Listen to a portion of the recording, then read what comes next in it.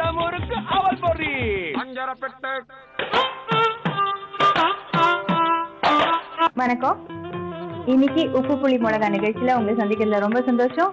இன்னைக்கு நம்ம பார்க்க போறது ஒரு வித்தியாசமான ரெசிபி தான். பீர்க்கங்காய் வச்சுட்டு நம்ம ஒரு மசியல் பண்ண போறோம். இந்த பீர்க்கங்காய் மசியலுக்கு தேவையான பொருள்லாம் என்னன்னு நம்ம பார்ப்போம்.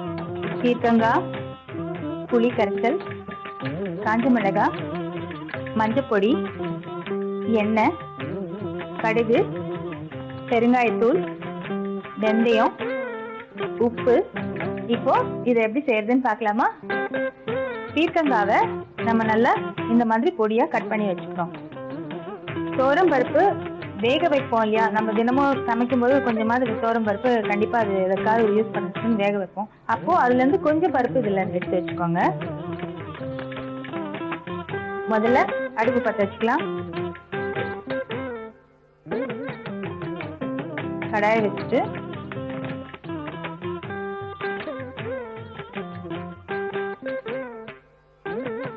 எண்ணெய் கொஞ்சம் சூடாக்கிடுவோம். எண்ணெய் காஞ்சிருச்சு. இப்போ கடுகு போடலாம். கடுகு போட்ட உடனே கொஞ்சம் வெந்தயம்,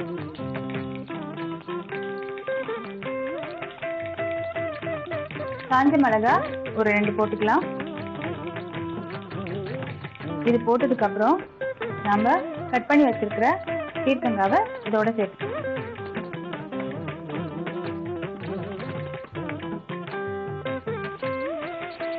பீர்க்கங்காய் கொஞ்ச நேரம் வதங்கணும். இதோட கொஞ்சம் புளி கரைசல். பீர்க்கங்காய் ரொம்ப நேரம் வேகணும்னு அவசியம் இல்லை. இது தண்ணி காய்ங்கிறதுனால ரொம்ப சீக்கிரம் வெந்துடும்.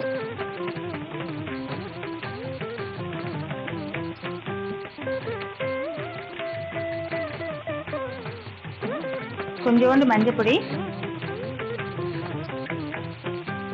கொஞ்சம் சாம்பார் பொடி, கொஞ்சமா பெருங்காயத்தூள், கொஞ்சம் உப்பு.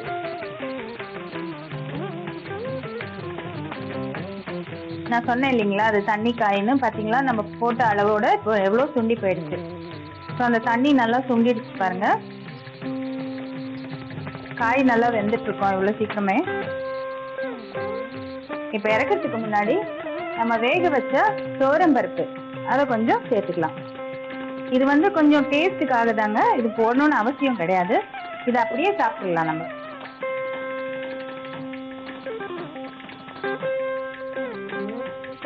அவ்வளோதாங்க, அடுப்பு ஆஃப் பண்ணிடலாம்.